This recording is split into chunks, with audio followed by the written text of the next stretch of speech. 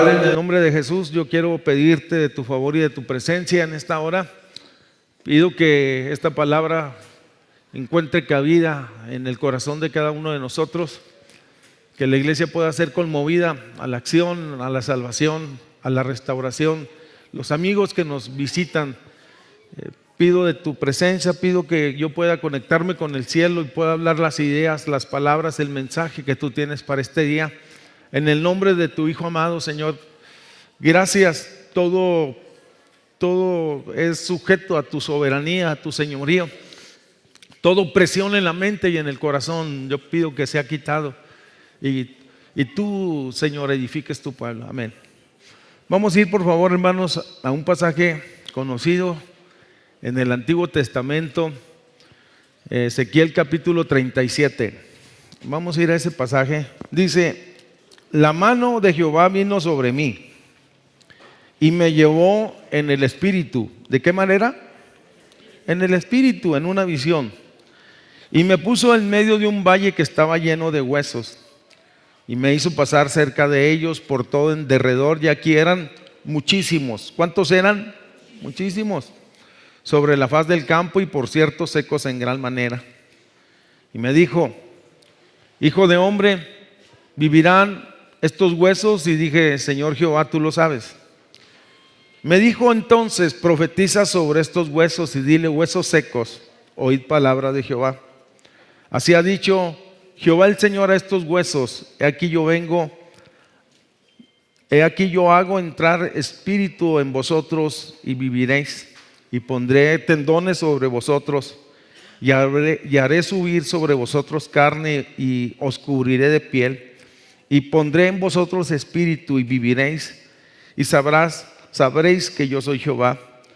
Profeticé pues como me fue mandado, y hubo un ruido mientras yo profetizaba, y aquí un temblor, y los huesos se juntaron cada hueso con su hueso, y miré, y aquí tendones sobre ellos, y la carne subió, y la piel cubrió por encima de ellos, pero no había en ellos espíritu, pero no había en ellos vida, es lo que quiere decir. Y me dijo: profetiza nuevamente al espíritu, profetiza al espíritu de Dios, hijo del hombre, y di al espíritu: así ha dicho Jehová el Señor, espíritu, ven de los cuatro vientos y sopla sobre estos muertos y vivirán. Y profeticé como me había mandado, y entró espíritu en ellos, y vinieron y estuvieron sobre sus pies un ejército grande en extremo. Me dijo luego, dice el profeta Ezequiel: hijo de hombre, todos estos huesos son la casa de Israel. Y aquí ellos dicen: nuestros huesos se secaron y pereció nuestra esperanza, y somos del todo destruidos. Puede sentarse, por favor.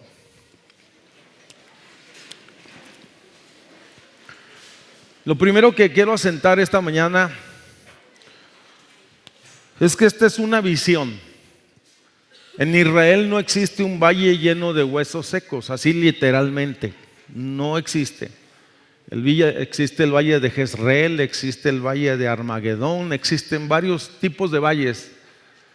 Pero aquí se está refiriendo a un valle, a una visión, y esto se puede decir que es una visión que tiene el profeta Ezequiel. Ezequiel es un hombre que había sido escogido por Dios para que profetizara en un tiempo difícil a su nación. La condición del pueblo de Israel era de muerte, era de desolación, era de cautiverio. Ellos estaban cautivos. Y en ocasiones encontramos nosotros en la Escritura frases que pueden representar estas situaciones. Y cuando yo tomo este pasaje, yo quiero hablar algunas verdades que están implícitas en el pasaje, que son vigentes y que se pueden expresar como principios, y que tal vez nosotros en algún momento, ante una circunstancia, podemos aplicarlos a nuestra vida.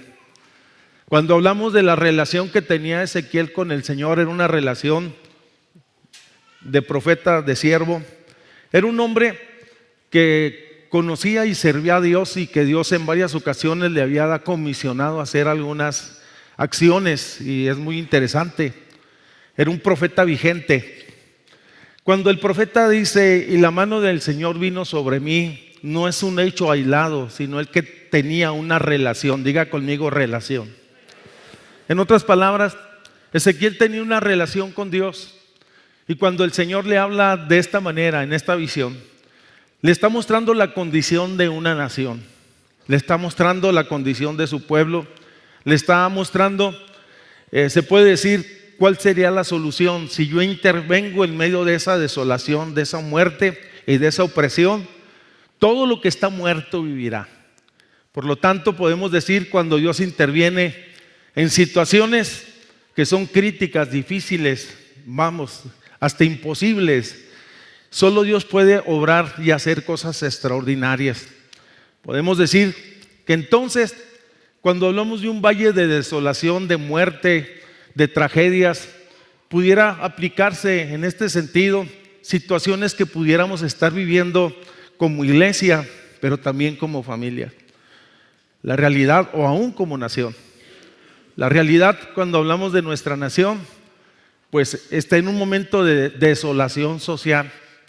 Cuando hablamos nosotros de nuestras familias, pues hay diferentes criterios y podemos decir estamos bien, pero no todos estamos bien.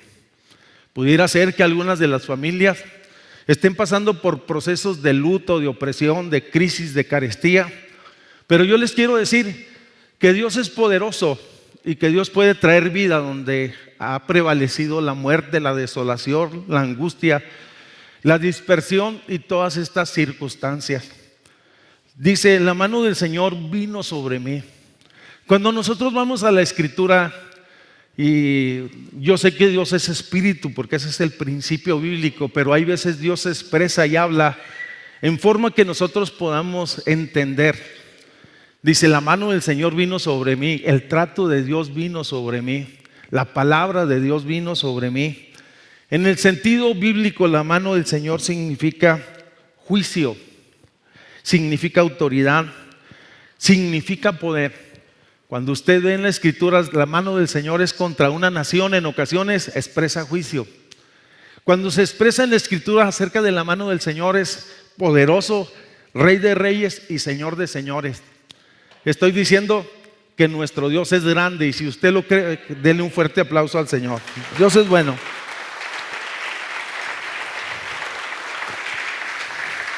La realidad de las cosas, a Ezequiel le tocó vivir en un tiempo crítico, muy difícil.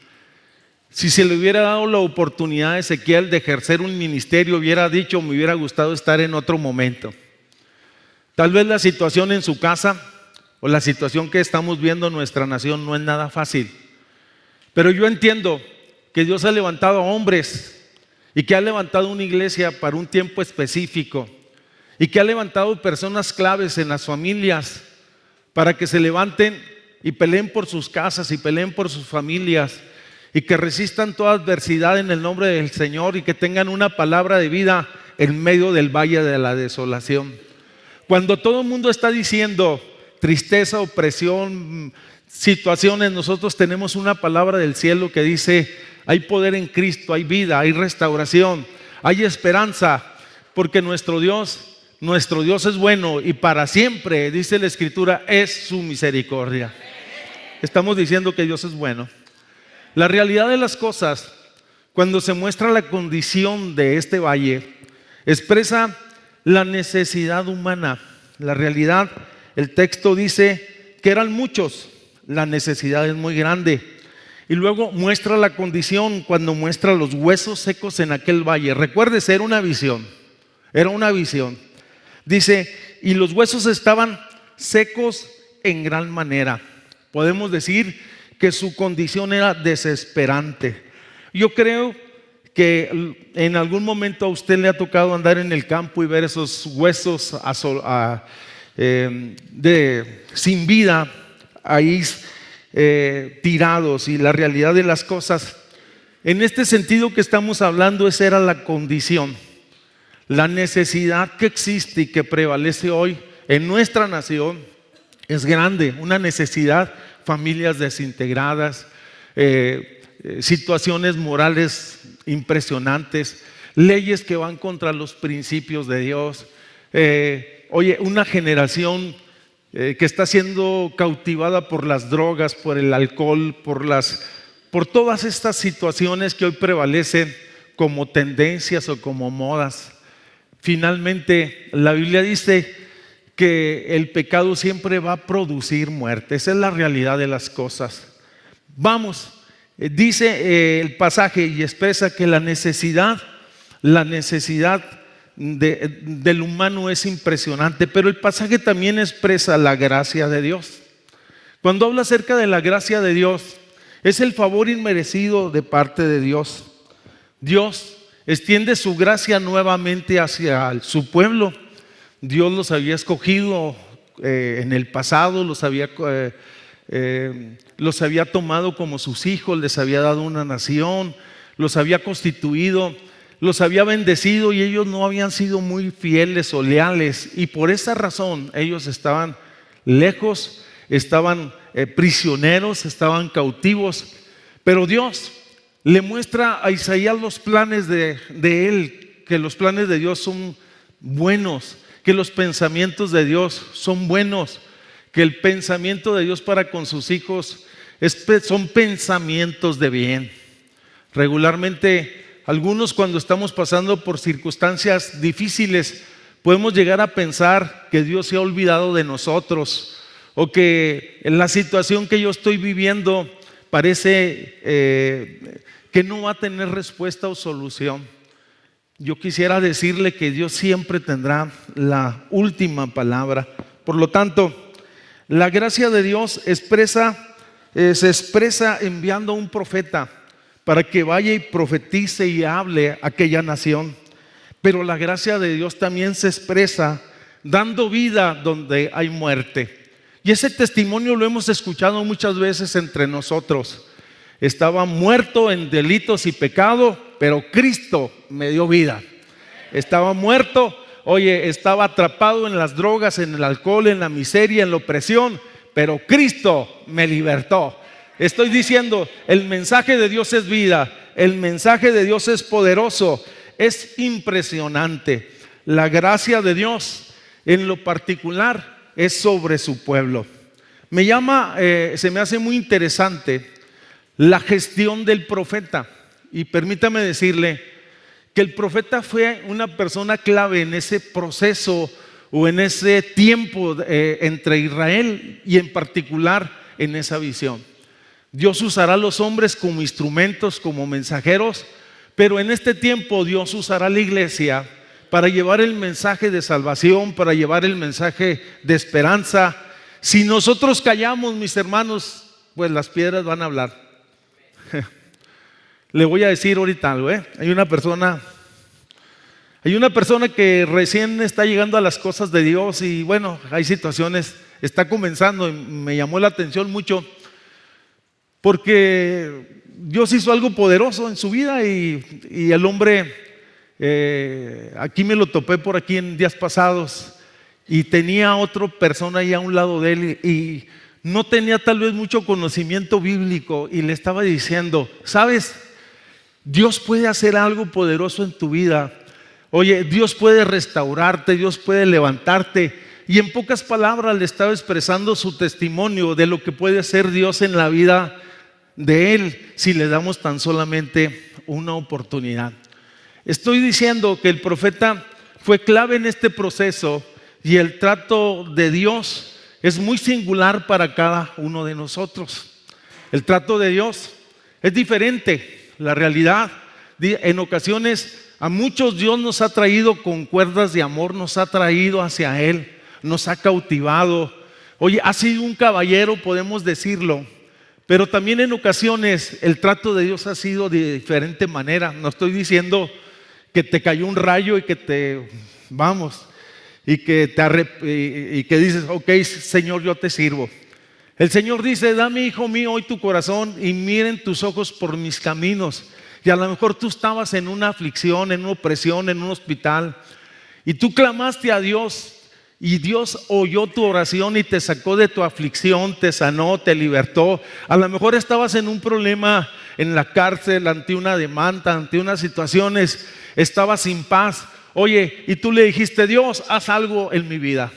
Yo he escuchado tantas cosas acerca del trato particular de Dios, pero me llama mucho el trato particular singular de Dios hacia el profeta. Número uno, el profeta es llevado al valle de los huesos secos, es impulsado al valle de los huesos secos. Segundo, es cuestionado el profeta y le muestra ese valle, esa visión, y le dice: mira, ese es el valle de la desolación. ¿Crees que ese valle lleno de huesos secos pueda tener vida? El profeta se queda un momento serio, dice, y hasta se queda sin palabras y solamente acata decir: eso solo tú lo sabes, Señor. En otras palabras, está diciendo: tú tienes la última palabra, y si tú dices algo va a suceder, porque su palabra se cumple. Estoy diciendo que la palabra de Dios es viva y eficaz y es poderosa. Sea su nombre glorificado. Número uno, es llevado. Número dos, es cuestionado. Y número tres, es desafiado. Ese fue el trato particular de Dios hacia Ezequiel. Así de sencillo, ¿sí? Es llevado donde está la necesidad. Yo quisiera detenerme. En ocasiones Dios nos lleva a algún lugar para que demos alguna palabra y no lo entendemos. En ocasiones Dios nos lleva ante circunstancias que a lo mejor podemos ser los instrumentos que Dios quiere usar en su momento. Oye, y no lo hemos entendido, y hay veces hasta como que peleamos con Dios. Es cuestionado. Y aquí está hablando de asuntos de fe.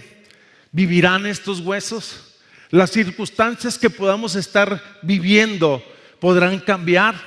En otras palabras, y yo no sé cuál sea la problemática que tú tienes en tu casa, en tu familia, los problemas que tú estás viviendo en este momento, pero si Dios te preguntara: ¿tú crees que yo puedo ayudarte?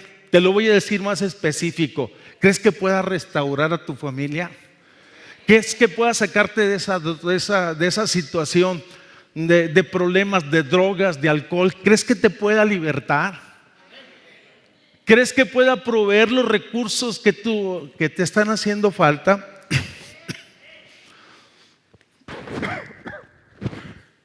Yo no sé cuál sea la necesidad. Pudiera ser de diferentes formas o diferentes necesidades. Pero lo impresionante es que es llevado, es cuestionado, y entonces el profeta es desafiado. El profeta es desafiado. Creo que cuando el Señor le dice al profeta: quiero que vayas y empieces a pararte en ese valle lleno de huesos secos y empieces a hablar y a profetizar, constituía un desafío, porque él nunca había hecho tal cosa. Estoy diciendo que es una visión.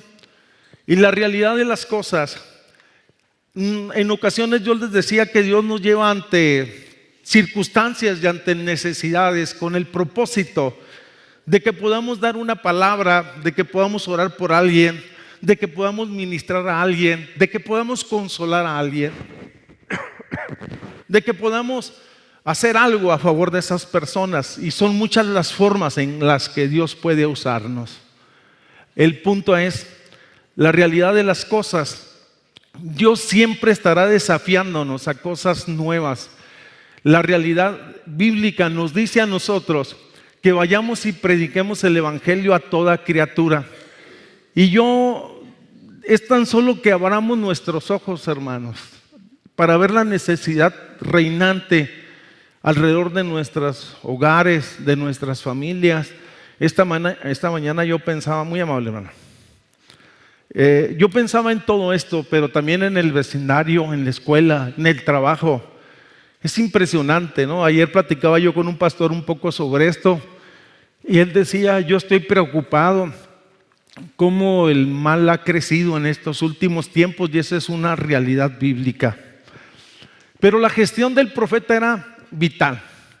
La realidad que el profeta entonces se para ante aquel escenario tan dramático o ante aquella necesidad, y aquel hombre empieza a hablar y a profetizar como el Señor le había dicho.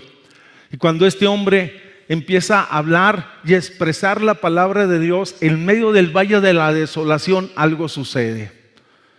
Vuelvo al punto.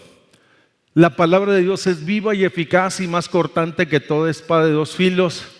Y la realidad de las cosas, cuando expresamos nosotros la palabra en medio de la adversidad, en medio de la angustia, en medio de los temores, oye, paz, bendición y gracia puede ser derramado en las vidas de las personas. En medio de tanta necesidad, la palabra prevalece y el pasaje me habla, oye, y expresa acerca del poder de la palabra de Dios. Es impresionante lo que la Escritura dice. La realidad de las cosas, la predicación o la palabra que procede de Dios nunca volverá vacía.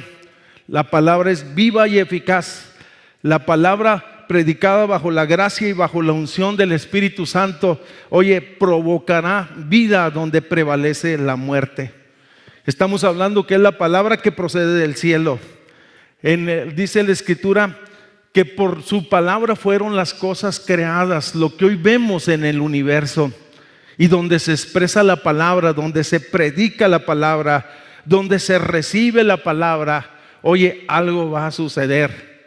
Y te quiero decir que la tercera o cuarta verdad que expresa el pasaje, cuando el profeta empieza a hablar y a cruzar ese valle y empieza a profetizar sobre ese valle lleno de huesos secos, entonces algo empieza a suceder en aquel valle de la desolación. Dice, he aquí y un temblor y los huesos se juntaron. Los huesos se juntaron cada uno con sus huesos. Y aquí hay una verdad más. El pasaje expresa el poder de Dios. Es impresionante. El poder de Dios hace que las redes se llenen, como en el caso de Pedro cuando estaban vacías. Ya había pasado toda una noche, mis hermanos, sin haber él y sus compañeros pescado nada. El poder de Dios fue lo que tumbó los muros de aquella gran ciudad que se paraba impotente y desafiante para que el pueblo no conquistara la tierra prometida. Me refiero a la ciudad de Jericó. Dice la Escritura que entonces el poder de Dios derribó los muros. El poder de Dios no solamente llena redes, no solamente derrumba muros, sino que el poder de Dios transforma personas, libera personas, cambia personas. Oye, el poder de Dios hace las obras perfectas de Dios. El poder de Dios, oye, no tiene límites. Dice, empezó a juntarse cada hueso con su hueso y empezó a subir carne sobre los huesos. Esta es una obra totalmente sobrenatural. ¿Cuántos de los que estamos aquí tal vez teníamos situaciones muy difíciles antes de conocer a Jesús, muy críticas, pero llegó su gracia, llegó su amor, llegó la palabra y llegó el poder de su Espíritu Santo y rompió esas cadenas y ahora somos libres y podemos decir, vivimos en libertad? ¿Puede levantar su mano y decir amén? Lo que no pudo hacer muchas lágrimas, lo que no pudieron hacer muchos consejos, lo que no pudieron hacer muchas terapias, lo que no pudieron hacer muchos médicos, lo que no pudieron hacer tantas cosas en un momento, la gracia y el poder de Dios se manifestó y las cosas cambiaron. Estoy diciendo que nuestro Dios es poderoso. Nuestro Dios es poderoso. Eso es impresionante. Ante su presencia, dice la Escritura, tiembla la tierra. La mayoría de nosotros tuvimos un encuentro con su palabra, pero también tuvimos un encuentro con su Espíritu Santo. Él transformó nuestra vida, Él nos cambió, Él hizo algo poderoso en nuestras vidas y lo más impresionante, Él lo sigue haciendo porque Él es Señor de señores y Rey de reyes. Ahora sí le invito a que le dé un fuerte aplauso al Señor, bien fuerte.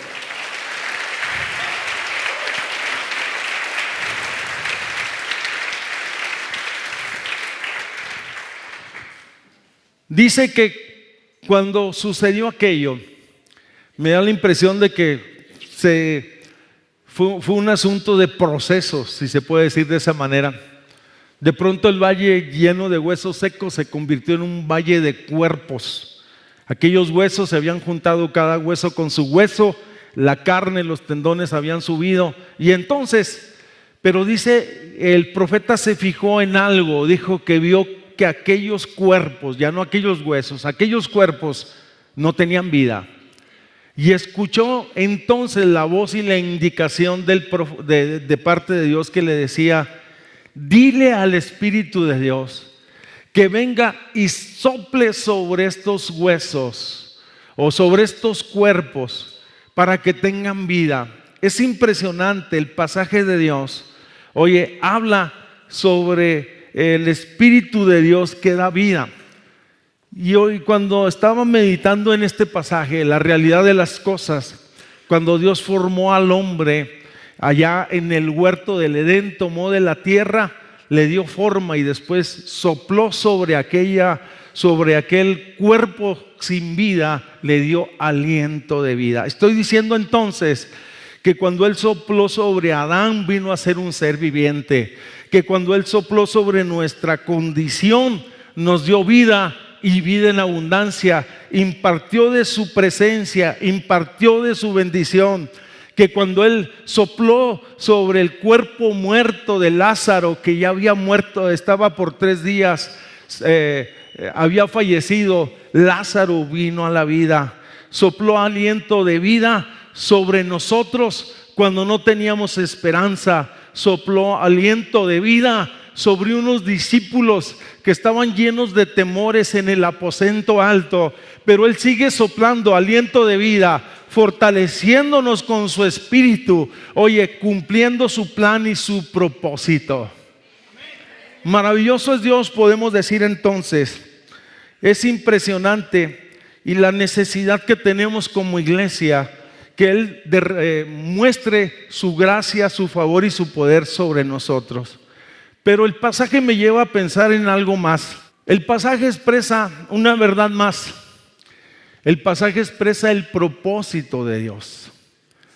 No solo se trataba de dar vida, no solo se trataba, oye, de que aquellos cuerpos, aquellos huesos tuvieran vida, sino que se levantasen y que se formase un ejército grande en manera. Esto es lo que dice el texto así sencillamente: profeticé como me fue mandado y entró espíritu en ellos, dice el versículo 10, dice, entró espíritu en ellos y estuvieron sobre sus pies. ¿Cómo estuvieron? Está diciendo, se pusieron de pie. Y segundo, dice, y se formó un gran ejército. En una nación que estaba postrada, Dios imparte su gracia, su palabra y su poder, y la nación se pone de pie. Mire, hermano,